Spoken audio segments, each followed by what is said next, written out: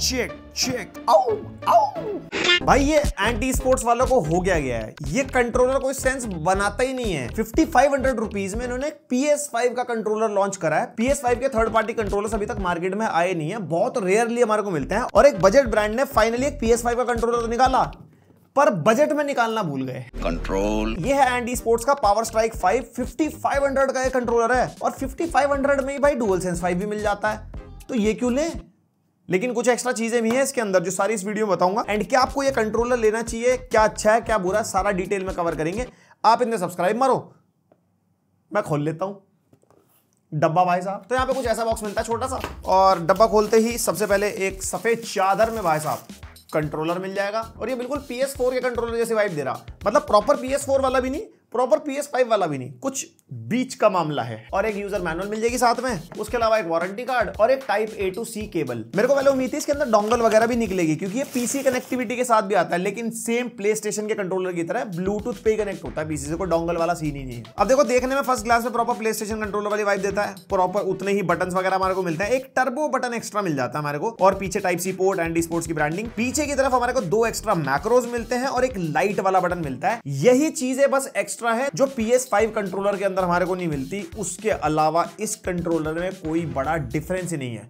फिर भी मैं बताऊंगा, कुछ लोग शायद पहली बार देख रहे हो जिनको ना पता हो कि डुअल सेंस में क्या फीचर्स हैं और क्या है क्या नहीं है। और इन हैंड फील वैसे बढ़िया है, ऊपर से मैट फिनिश में है, व्हाइट कलर में है, पीछे की तरफ हमारे को ग्रिप्स मिल जाती हैं, और नीचे की तरफ 3.5 mm जैक भी मिल जाता है। लेकिन कोई भी माइक नहीं है इसके अंदर। मैं यहाँ पे देख रहा था हेडफोन जैक के बगल में ना छोटा सा एक छेद बना हुआ है, मेरे को लगा है माइक है, बट नहीं, आपको एक्सटर्नल कोई हेडफोन ईयरफोन लगानी पड़ेगी, उसके थ्रू ही माइक चलेगा।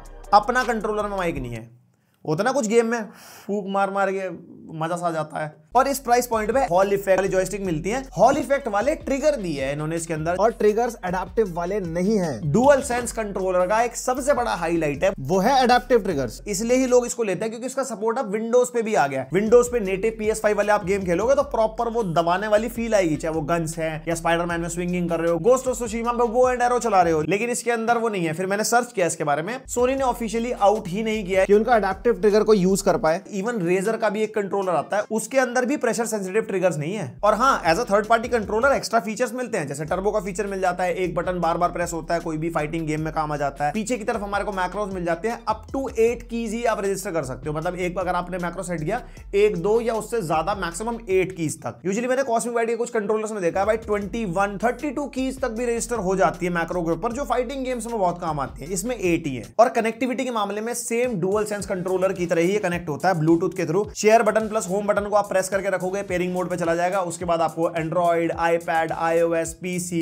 या मैक जितने भी प्लेटफॉर्म पे ब्लूटूथ के थ्रू कनेक्टिविटी होती है, इस कंट्रोलर को आप कनेक्ट कर सकते हो। और वाइब्रेशन का भी सेम सीन है, जहां पे सपोर्ट करेगी वहां चलेगा। जैसे प्ले स्टेशन पे वाइब्रेशन वगैरह चलती है, PC पे भी चलती है, और जहां मतलब नेटिव सपोर्ट होगा वहां पे आपको मिल जाएगा। एंड ये PS5 का कंट्रोलर है, तो जायरो मिलता है हमारे को इसके अंदर। हम PS5 में एस्ट्रोबॉट के अंदर ट्राई करके देख रहे थे, जायरो वगैरह बढ़िया काम करता है। एंड इवन ट्रैक पैड भी इसका प्रॉपर्ली काम करता है, just like play station controller. हाँ, एक प्रॉब्लम फेस करी हमने, इसका ट्रैक पैड ना ऑटोमेटिकली प्रेस्ड था। स्टार्टिंग में जब हमने कंट्रोलर डब्बे से निकाला वो चले ही जा रहा था। फिर उसके बाद पीछे इसके अंदर ना रीसेट वाला हमारे को बटन मिलता है, जो लाइट बटन के बगल में है, इसको प्रेस करके होल्ड करके रखा तो रीसेट हो गया। फिर वो दिक्कत हमारे को नहीं आई। और भाई PS5 के डुअल सेंस से एक्स्ट्रा एक चीज मिलती है जो आंखों को भाई साहब स्वाद दिला देती है, वो है RGB। यहाँ पे कंट्रोलर भाई सब जगह RGB है, ट्रैक पैड के चारों तरफ RGB, बटनों के चारों तरफ, कंट्रोलर के साइड से लेके नीचे से लेके साइड तक RGB। इसके डी पैड मतलब पूरा एकदम चकाचौंध मामला है, वो टेबल पे रखा हुआ बढ़िया बहुत लगता है। और इसके RGB आप इसके लाइट बटन प्लस R3 को दबा के चेंज कर सकते हो, डिफरेंट इफेक्ट्स मिल जाते हैं कलर वाले। और इसके इफेक्ट्स को अगर आपको रोकना है तो लाइट प्लस L3 वाला बटन दबा के इफेक्ट्स रोक दो, या फिर कलर चेंज कर सकते हो लाइट का। एंड ये चीज एक्स्ट्रा मिलेगी जो डुअल सेंस में नहीं मिलती। और हाँ, पोलिंग रेट डुअल सेंस के अंदर हमारे को 500 हर्ट्ज का पोलिंग रेट मिलता है, लेटेंसी कम है। इसके अंदर 250 हर्ट्ज का पोलिंग रेट है, यानी कि आपको ज्यादा लेटेंसी मिलेगी compare to a DualSense controller.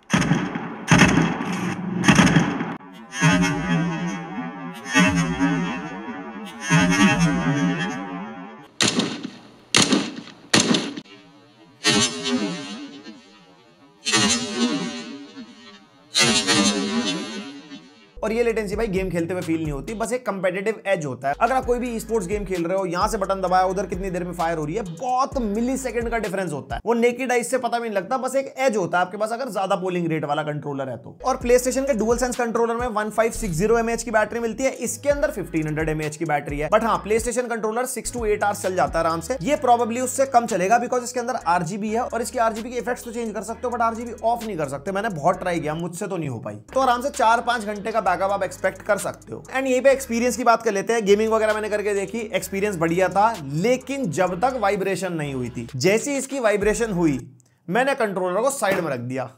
मैंने कहा क्योंकि जो इसकी वाइब्रेशन मोटर्स हैं वो 2-3 हजार के कंट्रोलर जैसी फीलिंग देती है। जो HD वॉइस कॉइल मोटर्स लगी हैं डुअल सेंस के अंदर, प्लस प्रेशर सेंसिटिव ट्रिगर्स का फील आ जाता है अगर आप PS5 वाले गेम्स खेल रहे हो, वो इसके अंदर आपको मिलेगा ही नहीं। तो यहाँ पे सिंपल कंक्लूजन की बात कर लेते हैं। अगर आपको प्ले स्टेशन के लिए ही कंट्रोलर लेना है तो डेफिनेटली आप डुअल सेंस कंट्रोलर लो। हाँ, इसके अंदर आपको कुछ फीचर्स मिलते हैं, जैसे मैक्रोस मिलती है, टर्बो आपको मिलता है, लाइटें आपको मिल जाती है, लेकिन उसी के बदले अच्छी वाइब्रेशन नहीं मिलती, प्रेशर सेंसिटिव ट्रिगर साथ में नहीं मिलते, तो वो वहां पे ड्रॉबैक की तरफ आ जाता है। एंड मेजरली द प्राइसिंग 5500 में भाई ये कंट्रोलर बहुत एक्सपेंसिव मेरे को फील हुआ। इसकी प्राइसिंग 3 to 4000 के बीच में अगर होती है तो एक प्ले स्टेशन के लिए सेकेंडरी कंट्रोलर की तरह ये काम कर सकता है। बट प्राइमरी कंट्रोलर अगर आप ले रहे हो तो डेफिनेटली प्ले स्टेशन का डुअल सेंस कंट्रोलर लो, जो विंडोज पे भी फुल पोटेंशियल पे काम करता है, प्ले स्टेशन 5 पे तो करता ही करता है। और मेरे हिसाब से इसका प्राइस डेफिनेटली गिरने वाला है। और अभी और ब्रांड जैसे क्रियो, कॉस्मिक बाइट, ये भी अपने कंपैटिबल कंट्रोलर्स प्ले स्टेशन के निकालेंगे मार्केट में। एंड डेफिनेटली मुझे उम्मीद है कि उनकी प्राइसिंग इससे तो कम होगी। 5500 भाई बिल्कुल डुअल सेंस की प्राइसिंग रख दी। एंटी स्पोर्ट्स, सोनी, हिम्मत चाहिए भाई साहब। बाकी आपके क्या थॉट्स है इस कंट्रोलर के बारे में, मेरे को कमेंट करके बताओ। एंड यहां तक आ गया तो लाइक शेयर सब्सक्राइब कर दो। और कोई वीडियो चाहिए, कुछ सजेशन, क्वेरी, फीडबैक, उसके लिए कमेंट सेक्शन खुला है। मिलते हैं नेक्स्ट वीडियो, तक के लिए बाय।